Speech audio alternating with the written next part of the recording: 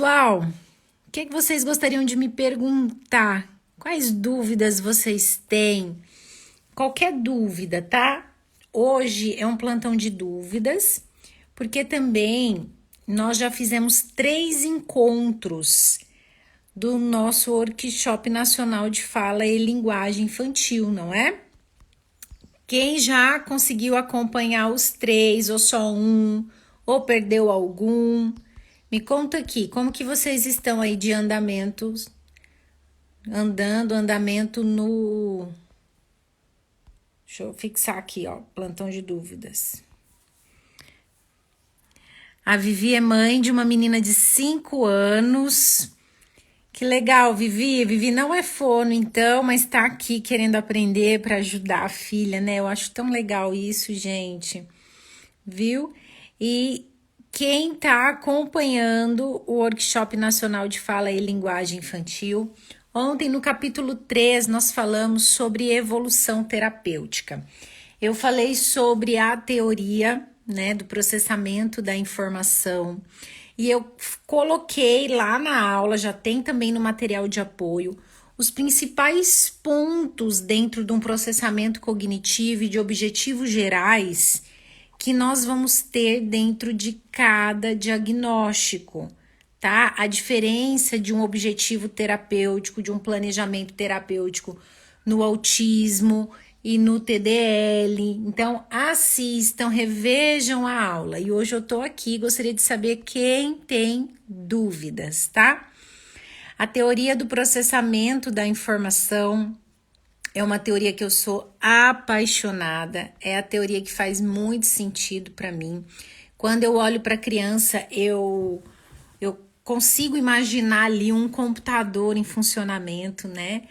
Porque o nosso cérebro, ele é analisado e ele é estudado dentro dessa teoria como um computador, né? O funcionamento do nosso cérebro é associado ao processador de um computador. Então, é bem interessante quando a gente observa crianças que têm atrasos no desenvolvimento. Muitas vezes essas crianças elas estão com dificuldades justamente no processamento da informação, né? Às vezes a gente pega uma criança que ainda não fala, o processamento dela ainda nem começou a trabalhar. Por quê? Porque ela ainda não está nem reconhecendo as informações do ambiente. Então, o primeiro ponto é trabalhar esse reconhecimento, né? Através dos comandos, através do contato visual, através da atenção, para depois, aos pouquinhos, essa criança, quando ela vai conhecendo, adquirindo as primeiras palavrinhas, que ali vai surgindo a memória, né? É que a gente vai vendo a capacidade dela de armazenar dados. Então, quanto mais capacidade uma criança tem de armazenar as informações do ambiente e manipular em um tempo preciso essas informações, a gente consegue saber que ali está havendo um bom processamento da informação, tá?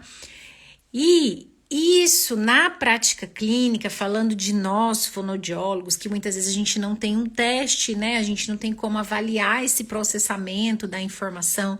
Como que a criança está compreendendo, associando e respondendo de forma formal? Por onde a gente começa a estimular, né? Essa parte do reconhecimento, da memória, da associação. Então, eu expliquei ontem o quanto que o desenvolvimento corporal, ele é importantíssimo para nortear, inclusive, o nosso olhar clínico para o desenvolvimento do processamento da informação da criança. Uma criança que já consegue ter um bom planejamento do seu corpo, de ações e de comandos, né, do seu corpo, seja nas atividades de vida diária, autonomia e independência, ou em prática mesmo de atividade, né? É uma criança que já consegue pensar, ela já consegue planejar seus movimentos. Então, ali, do tempo em que essa criança recebe o comando e executa os movimentos corporais de forma organizada, planejada, a gente consegue ver que está havendo um bom planejamento, né? Processamento da informação, principalmente. Então, independente da idade, eu sempre vou observar a questão de comandos da criança, o quanto ela entende de usar o corpo dela no ambiente a favor dela, mas também a favor das outras pessoas.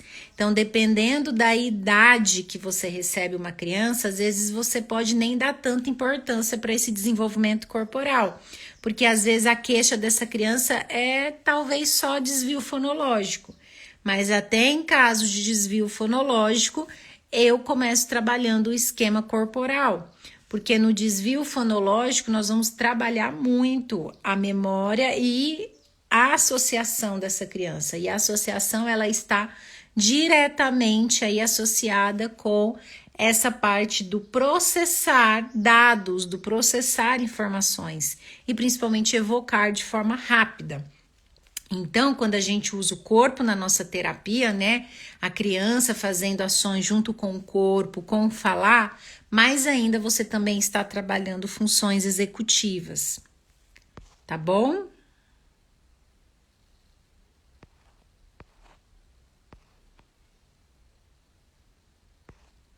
Tô olhando aqui, tá? As dúvidas. Que bom, Vivi, que sua filha tá evoluindo, viu?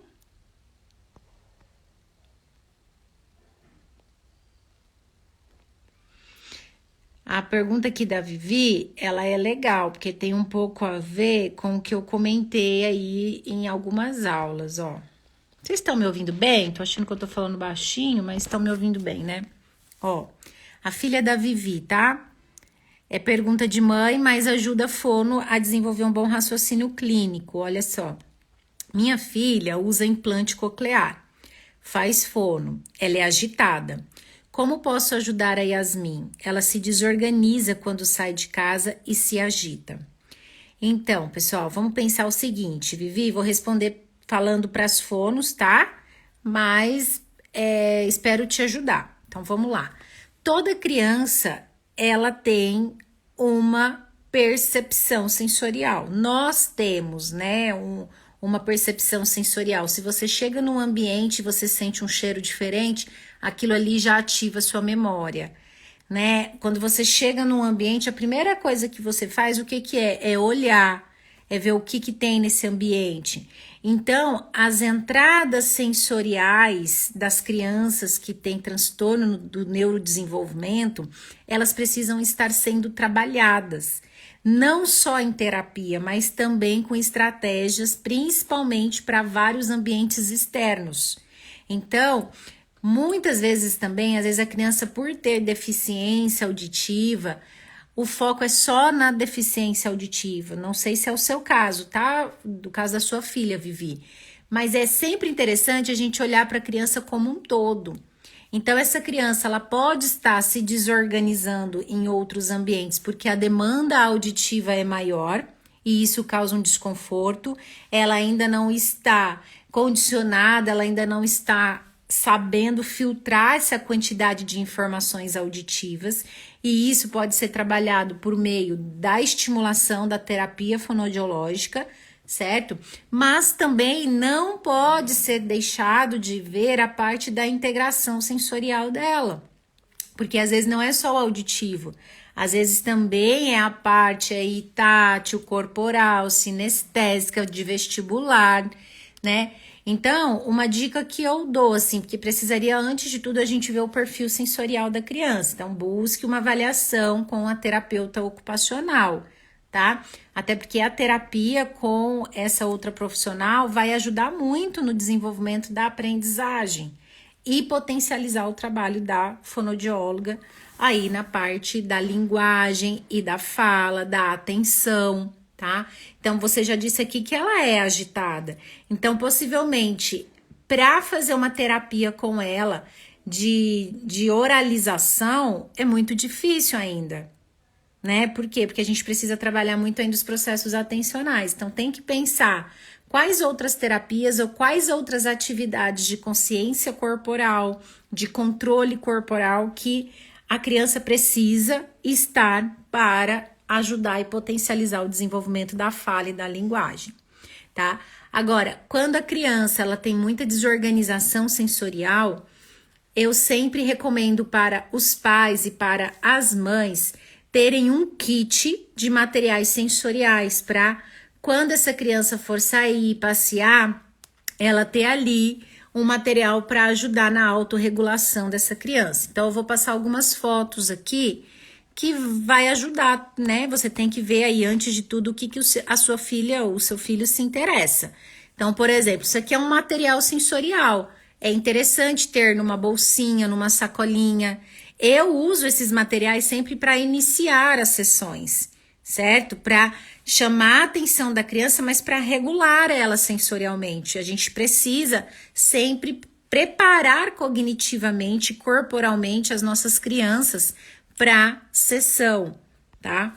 Então, sempre que sair, tenha esses materiais para poder dar à criança, para ela olhar, para ela mexer, para desviar o foco dela, mas também para ela se organizar sensorialmente. Muitas vezes, quando chega em outros ambientes, a demanda de informações, né? Há uma grande demanda de informações, essa criança se desorganiza e a maior dificuldade é a gente pensar em como organizar sensorialmente essa criança. E às vezes a gente faz a coisa mais errada do mundo, que é ficar falando para a criança, né? Calma, calma, vai passar o que você quer. Isso desorganiza ela muito, muito mais, certo? Então, lanterninha é bem legal, tudo que for de borracha, mas vai muito também do interesse da criança. O que a sua criança gosta? Então, por exemplo, eu tenho um paciente que gosta de livros. Então, sempre é interessante ter livros. A moeba é interessante você ter também à disposição. Então, monta uma sacolinha para sair com a sua criança, tá? Mas também não deixe de conversar com a fono sobre essas questões que você está trazendo. E a fono precisa olhar para o perfil sensorial dessa criança. Faz sentido, gente, para vocês, fonos?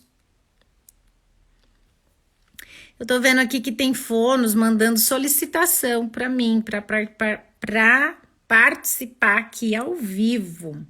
Será que mandaram sem querer ou querem mesmo fazer alguma pergunta para mim aqui no ao vivo? Então eu vou liberar, tá? Quem quiser entrar aqui ao vivo para fazer uma pergunta para mim, pode mandar o convite que eu vou aceitar. Combinado? Essa é a chance, então. Quem quer fazer alguma pergunta, quem quer um direcionamento em algum caso clínico, estou à disposição. Ah, Vivi, ela já faz terapia ocupacional, então pronto, é só conversar com a TO, certo? E com a fono pode ser regulagem aí do implante, tá? Tem que fazer uma regulação aí para filtrar a quantidade de estímulos, de ruído, ou então também fazer um treinamento auditivo com ela, tá bom? Vai dar certo.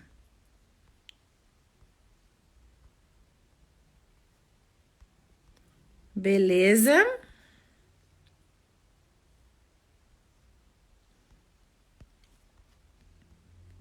Eu fui dando cumprimento aqui pro pessoal.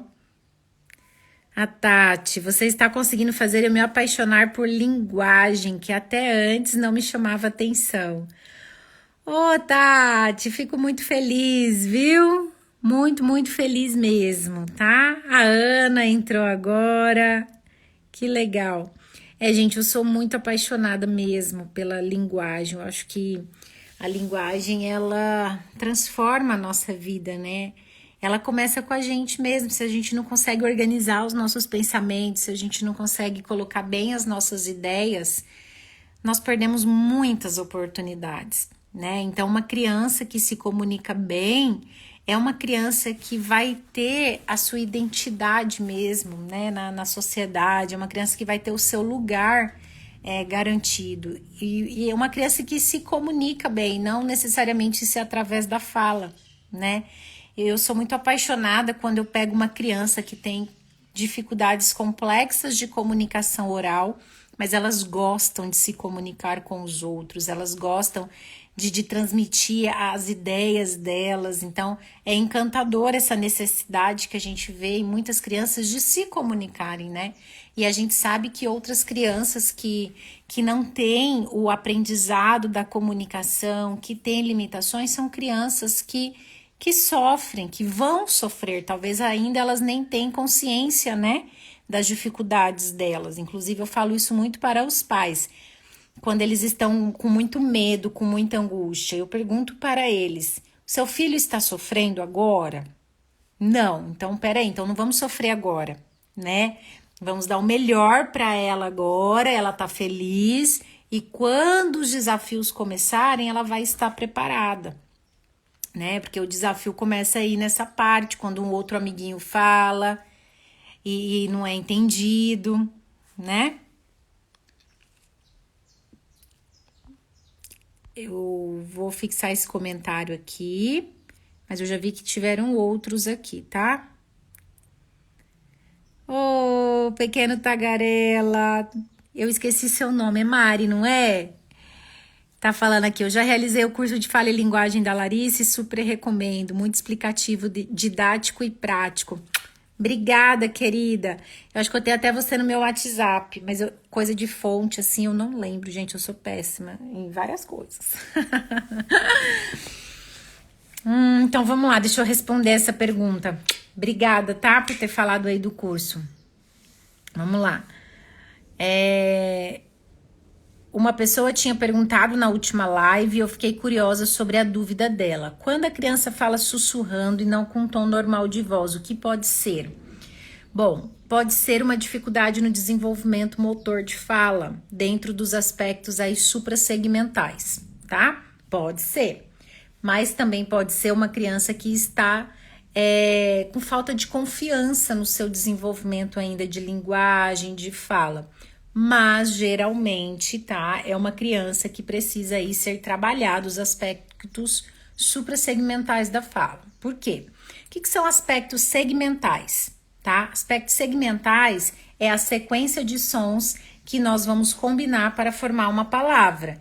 Então, dentro desses segmentos, a gente tem aí vários movimentos para se fazer na fala, ok? Então, a gente tem que ter aí alguns aspectos segmentais de planejamento e programação de sons dentro da palavra. Agora, para a gente poder falar com intenção, tem os aspectos suprassegmentais que estão sobre esse ato de falar. E quais são eles? São os aspectos que envolvem a respiração, a fonação, a articulação e a prosódia. Então, uma criança que fala sussurrando, ela está articulando, certo? Mas ela não está colocando o que de aspecto nessa fala? Força respiratória, associando a respiração com a fonação. Então, a gente precisa dar estímulos para ela perceber o quanto que a fala não acontece só na boca. A fala, ela acontece bem antes já com o aporte respiratório e com essa parte da fonação e da ressonância, que são aspectos que estão sobre a fala. Assim como tem outras crianças que a gente precisa trabalhar o aspecto de prosódia, mostrando para ela como que é a acentuação na palavra, o prolongamento, para fazer perguntas. E muitas vezes essas crianças têm dificuldades até na parte compreensiva, então muitas vezes elas não entendem perguntas, tá bom? Espero ter ajudado.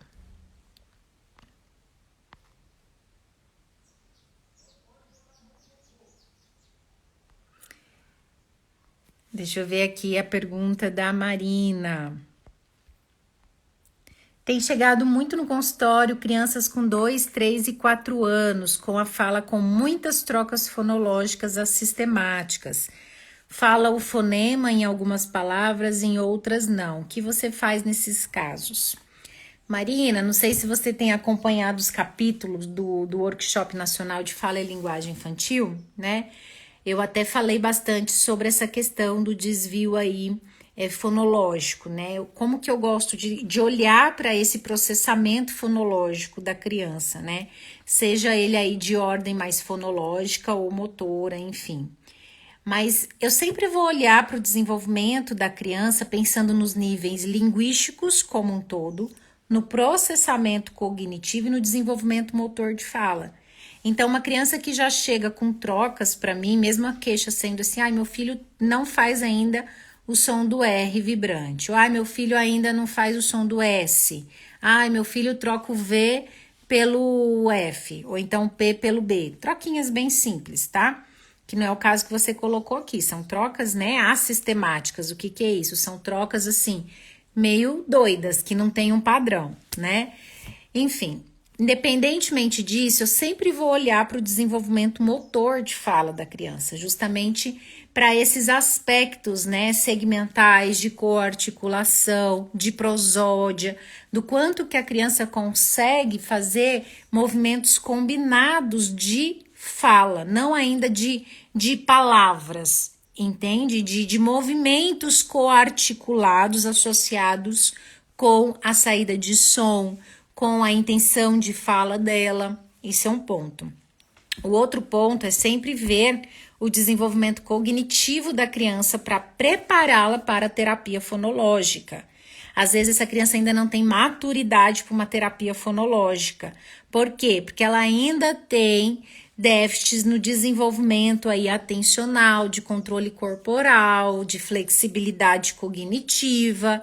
Então, essa criança, ela precisa antes de uma terapia muito mais neurocognitiva e de comunicação, envolvendo, né, a comunicação, do que ainda do fonema específico. Junto com isso também, para trabalhar esse desenvolvimento fonológico da criança, eu sempre penso da seguinte forma: a criança precisa ter um bom repertório vocabular, certo? Por quê? Porque para ela perceber melhor o fonema dentro da palavra, ela tem que antes ter um bom reconhecimento e discriminação de conceitos. Então, essa criança, ela precisa ter um bom repertório vocabular e uma boa organização sintática. E às vezes a nossa criança com um transtorno fonológico, ela tá muito imatura nisso. Ela ainda tá com aquelas gavetinhas, né, da cabecinha dela, muito desorganizadas. Então, ela tem uma dificuldade em expressar o pensamento dela. E aí a gente chega para trabalhar as questões fonológicas, a gente vê uma criança que é mais lenta, a gente vê uma criança que não entende tanto, muitas vezes que começa a apresentar fuga, achar chato os exercícios fonológicos, porque é a mesma coisa que você for aprender uma outra língua, né? Você vai aprender uma outra língua. Primeiro você vai ter, claro, que ver se você consegue fazer as questões de ponto e modo daqueles fonemas específicos daquela língua, mas principalmente você tem que estar pronta para pensar naquela língua, né? Quantas vezes para fazer inglês aí é uma coisa aqui que todo mundo já fez na época de escola, antes de pensar em como falar, a gente tem que pensar o quê? Na frase, no que a gente quer falar, né? A gente não pensa na palavra isolada. Então, muitas vezes na terapia fonológica, a gente não consegue estruturar esse passo a passo e a gente acaba falhando aí, tá bom? Então, eu tenho como objetivo também ajudar os fonos a entenderem isso. Espero ter ajudado, Marina.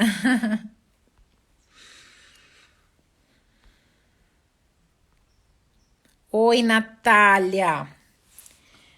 Tem uma dificuldade no diagnóstico de apraxia de fala, considerando que no TDL também pode apresentar essa dificuldade motora. Um abraço e já agradeço por tudo. Obrigada, Natália. Eu falei ontem, né, no capítulo 3, que as comorbidades que uma criança pode apresentar. Então, realmente, uma criança com TDL, ela pode também ter algumas dificuldades aí a nível motor de fala. Então, assim, fechar o diagnóstico é um ponto, tá? Fechar o diagnóstico, primeiramente, a gente tem que ter uma confiança no processo terapêutico. Então, muitas vezes, a gente fecha o diagnóstico através da evolução da criança em terapia. Então, o primeiro ponto é você entender o raciocínio clínico e montar uma terapia que ajude a criança no desenvolvimento da linguagem e no desenvolvimento motor de fala. Porque vamos pensar numa criança com apraxia e com transtorno aí no desenvolvimento da linguagem. Ela chega para você. Primeiro ponto, qual é a idade dela? Né? Segundo ponto, quanto tempo que essa criança está em terapia? Porque você vai se nortear pela evolução dela. Então, sempre você vai começar avaliando os aspectos linguísticos. Porque até para você trabalhar parâmetros de fala, essa criança tem que ter habilidades pré-linguísticas e cognitivas. Então, dentro do seu planejamento terapêutico, você vai olhar sempre essa criança como um todo. E para trabalhar uma terapia de aprendizagem motora de fala, primeiro ponto, você tem que ver se essa criança tem atenção, tem imitação, tem compreensão de comandos. Se tem, excelente, você já vai começar uma terapia de aprendizagem motora focando no conhecimento que essa criança sua tem. Certo? Então, o que essa criança consegue a nível de palavra, a nível de intenção de fala, como que é a saída dos sons dela, como ela articula os sons, como ela faz as sequências desses sons. E aí você vai acrescentando na sua terapia de linguagem. Conforme você vai caminhando com essa criança, você precisa ir filmando, porque também um dos principais norteadores para a gente conseguir fechar um diagnóstico de apraxia é encontrar os marcadores na fala da criança. E esses marcadores vão ser através de situações de fala espontânea e de imitação, tá? E quais são os principais marcadores no caso de apraxia? É a dificuldade na coarticulação dos sons. Então, eu acho que eu já falei um caso clínico, mais ou menos, vou repetir esse caso clínico. Eu sei que muitas vezes não dá para todo mundo estar em todas as minhas lives, né? Mas eu tive um caso, vou contar um caso aqui para vocês. O paciente chegou para mim com quase 4 anos, já com diagnóstico de apraxia. Eu não lembro quem deu, mas já chegou a mãe falando, meu filho tem apraxia, então por isso que a gente tá aqui e tal. Comecei a avaliar a criança da mesma forma que eu mostro dentro do curso de fala e linguagem infantil, tá? Uma avaliação clínica junto com os pais, vendo o desenvolvimento corporal e cognitivo dele. Ali eu já vi uma criança que estava tendo estímulos muito precários em casa, justamente porque veio da pandemia, mas era um filho muito mais novo do que os outros irmãos, tá? Os pais trabalhavam demais, então era uma criança que ficava só na televisão, certo? Essa é a principal causa? Não, tá? Mas a gente precisaria aí, potencializar os estímulos externos, né, para poder ver o desenvolvimento intrínseco dessa criança. Quando eu comecei a ver, observar, né, nas sessões, o que essa criança tinha de aprendizado e como ela aprendia, eu vi ali uma criança com um baixo e pouquíssimo repertório vocabular. Por quê? Porque ele não entendia muitos comandos quando eu perguntava, ele não fazia muitas associações. E era uma criança já com quase 4 anos chegou com 4 anos mesmo, tinha acabado de fazer 4 anos. Essa criança só queria brincar do jeito dela, sabe? Uma brincadeira ainda bem mais primária, só de carrinho, de ficar ali mexendo. Então, a gente vê o quê? É uma criança que também tem algumas questões intrínsecas nesse desenvolvimento da imaginação, dos conceitos, do que o outro está trazendo para a brincadeira. E o diagnóstico já era de apraxia. Então, o que eu fiz, tá?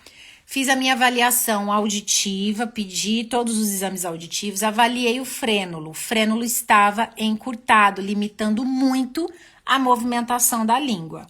Então, aqui a gente já tem uma questão. Essa criança pode ter apraxia? Pode, mas antes de tudo a gente tem que eliminar tudo que é orgânico dessa criança, tá? No exame auditivo mostrou uma curva tipo C e o frênulo encurtado. Então, ou seja, essa criança tinha uma grande dificuldade já na entrada da informação e na produção da fala por uma ordem aí muscular. Essa língua não articulava, não havia movimentos, ou seja, aquela parte de aprendizagem motora de fala não aconteceu porque a língua estava limitando a parte de exploração dessa aprendizagem motora. Fizeram a cirurgia, cuidamos da parte auditiva e começamos a terapia de linguagem. Na terapia de linguagem, eu já fui vendo que essa criança tinha uma dificuldade de coarticulação dos sons da fala. Ela falava picado. Então, ali eu já, opa, pode ser que realmente tenha. É uma criança que tem uma fala muito incompreensível, é uma criança que tem um repertório muito limitado de consoantes, certo? E até de vogais, e tem quebras na fala. Então, tem todos os sinais realmente de apraxia. Mas espera aí, se ela faz quebras na fala, eu preciso ver como a família ensinou ela a falar. Porque é muito comum os pais ensinarem a criança a falar picado, né? Fala assim, ó, bola, fala, bola, né? Porque acha que vai facilitar e porque também a gente aprendeu assim, a bater as palminhas, tal, não é? Enfim, então eu perguntei para a família, olha, como que vocês ensinaram ele a falar? Aí a família não entendeu minha pergunta. Aí eu falei, olha, por acaso em algum momento vocês ensinam ele a falar partes da palavra separado? Aí eu tive que mostrar. Ó, tem algum momento que vocês falam assim para ele, ó, pega o sapato. Ó, olha aqui como a mamãe tá falando, ó. Cachorro. Tem algum momento em que vocês mostram para ele como falar, mas dessa forma, mas pelas sílabas e partes da palavra? Aí a mãe falou, sim, é assim que a gente ensina, porque quando a gente ensina assim, a fala dele melhora. E aí que tá o ponto. Poxa, essa criança aprendeu também a falar assim e houve aí um reforçador do ambiente. Então, o primeiro ponto é a gente mudar a forma como a criança aprendeu a falar. Então, eu já comecei aí a terapia de aprendizagem motora, que é o quê? É ensinar a criança a fazer essa coarticulação dos sons numa palavra. Então a gente começa aí com uma monossílaba, uma palavra estendendo o som da monossílaba. Au. Dá para fazer au. Vamos ver o quanto que você consegue fazer um au bem grande para ti, ó. Au. Agora, ó. Uau, tá bonito. Então a gente vai trabalhando esse desenvolvimento aí de movimentação de sons combinados, né, de movimentos combinados e mostrando para a criança que não tem quebra. Então, todo momento que ele fazia uma quebra, eu vinha com a moeba, eu vinha com algo mostrando para ele, ó, não pode ter essa quebra, respira mais, vamos lá. Então, eu também fui mostrando e dando para ele o feedback de como ele estava falando e fui ensinando a família. Aí, essa criança, gente, em assim, 2 meses de terapia, já houve um aumento de um repertório vocabular, já houveram novos sons, certo? Inclusive fricativos, tá? Porque como a audição melhorou, a parte aí dos sons fricativos começaram a se desenvolver e não houve mais tanto quebra e as trocas começaram a se tornar mais sistemáticas. E aí, é apraxia? Não.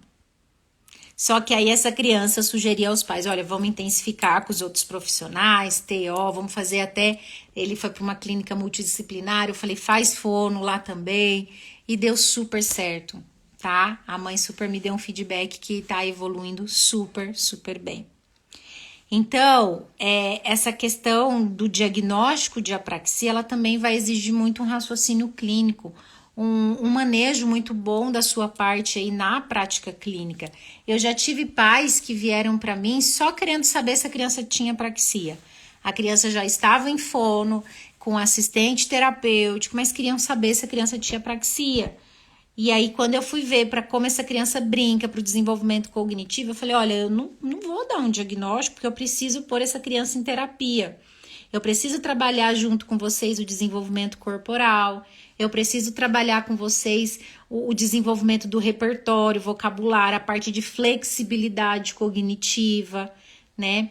Então, ele precisa entrar em terapia para a gente ter um diagnóstico. Tá bom? E aí foi uma família que já tava com outra equipe, e aí eu falei, olha, eu posso orientar a equipe de vocês para fazer uma terapia já de aprendizagem motora de fala pra gente se nortear com o diagnóstico. Faz sentido, gente? Dentro do curso de fala e linguagem infantil, tá? Tem aulas sobre desenvolvimento motor de fala. o comentário da Adrícia não tá ficando fixo. Por que será? Será que porque você já pagou, Adrícia, o comentário? Ó, iniciei o atendimento com uma criança de 3 anos e 8 meses. Ela consegue tudo que falamos para ela, porém a fala não sai, já não sei o que fazer.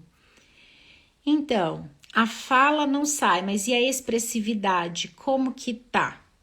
A parte mesmo da expressividade, né? Ela consegue tudo que falamos para ela, ou seja, ela compreende, né? Tudo que falamos para ela, tá? Mas como que tá essa expressividade? Então, também tudo que a gente fala de comandos, a gente tem que requerer a expressividade dela de alguma forma. Seja ela escolher alguma coisa, seja ela imitar, seja ela pensar e responder, né? Então, de alguma forma, ela tem que usar o corpo. Quando ela usar o corpo, você vai trazer a motivação do som da fala. E aí você tem que ver assim, por que essa fala não está saindo? Não precisa nem ser uma palavra longa. Por que esse som não está saindo? Essa criança não está articulando, essa criança não está brincando com os sons da fala, né? Então, a criança ela tem que ter essa fase de brincar com os sons da fala dela. Gustavinho tá nessa fase agora, que é uma fase linda, que a gente ri, mas a mãe aqui já começa a ficar preocupada. Ele quer falar, então ele fala, enquanto ele brinca, ele emite sons, né? Então, o primeiro ponto dentro do desenvolvimento de fala é a criança falar, mas essa fala ainda não necessariamente tem que vir com significado, porque o significado é a linguagem. Então, junto inclusive com o desenvolvimento de linguagem, vai acontecendo o desenvolvimento motor de fala. Certo? Então, se a fala não sai, a fala primária, esse balbucio, esse jargão, né? Você precisa ver como que tá a parte de imitação corporal e oral dessa criança. Talvez é uma criança que tá precisando ser potencializada oral, tá? Na parte do desenvolvimento da imitação oral. Então, antes de você pensar em fala, você vai ter que ensinar essa criança a imitar a fala, a imitar os sons. E aí, se ela não tem articulação, você tem que começar pela articulação, pela respiração, pela fonação. E aí eu gosto muito de começar pelas onomatopeias, né? Que faz muito mais sentido para a criança, com musicalização, tá bom?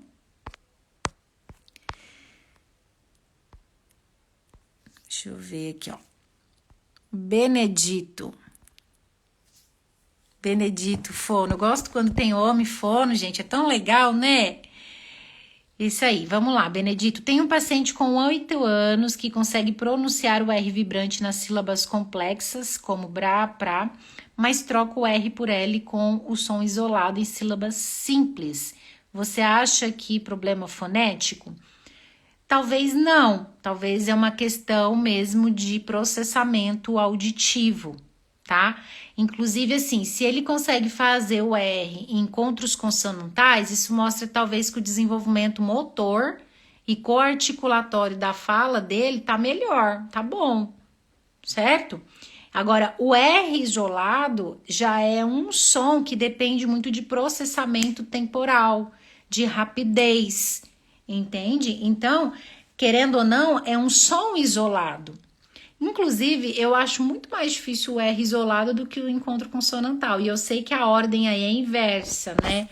Os encontros consonantais muitas vezes são mais difíceis porque a combinação, né, tem outras consoantes ali, então até a parte de movimentação é mais difícil. Mas eu acho o R vibrante muito mais difícil, porque a criança tem que ter muito mais consciência da rapidez que tem que executar aí essa língua. Então, eu trabalharia nessa criança muito mais o desenvolvimento do processamento auditivo dela, com atividades de percepção aí de tempo, de frequência, tá bom?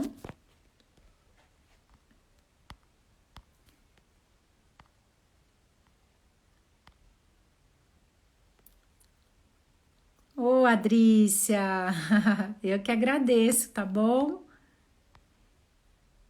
E aí, gostariam que eu respondesse mais alguma coisa? Poderia nos dar uma dica de um exercício para criança de 5, 6 anos aprender o fonema, né? R de arara? Aqui eu não dou dicas de exercícios isolados, assim, sabe? Às vezes eu dou no Insta e tal, mas não vai resolver, sabe por quê? Porque não é um exercício que faz a criança automatizar um fonema. Inclusive, eu comecei aqui essa live falando do processamento, né, da informação. Uma criança que não faz um fonema, a gente tem que trabalhar... Opa, peraí que eu embolei tudo que eu ia falar. A gente tem que trabalhar ali, antes de tudo, a parte da memória dela, da associação, da evocação. Então, não é um exercício que vai melhorar, e sim o quanto vai haver de desenvolvimento cognitivo dessa criança para aquele fonema, tá? É claro que alguns casos são muito simplesinhos, com um exercício ou outro, mas a gente tem que entender como o cérebro da criança funciona, porque o desenvolvimento fonológico ele não acontece na boca, ele acontece no cérebro, tá bom? Esse curso não abre mais? Emily, lógico que vai abrir, meu amor. Estamos com a lista VIP. Procura a lista VIP aí, ó, na minha bio ou nos grupos do WhatsApp, no Telegram, porque vai abrir o curso de fala e linguagem infantil, uma turma nova.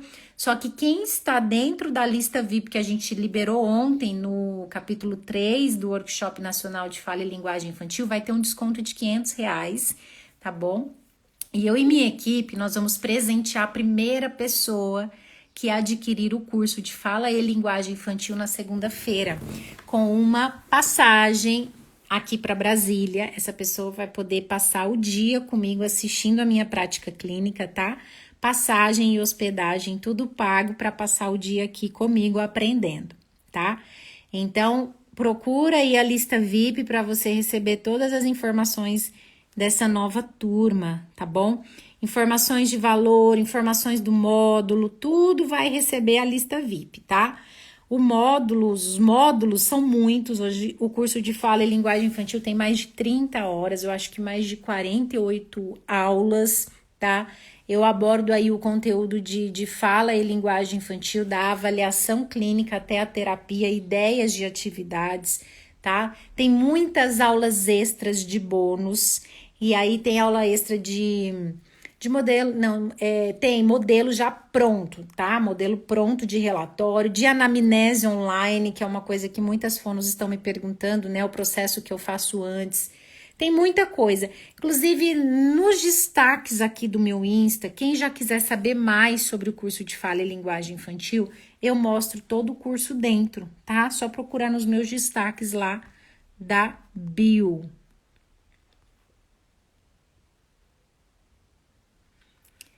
Oi, Márcia, obrigada, viu? Adoro sua forma de ensinar, sigo muito suas dicas e algumas já praticava. Gratidão. Legal, Márcia, muito obrigada, tá?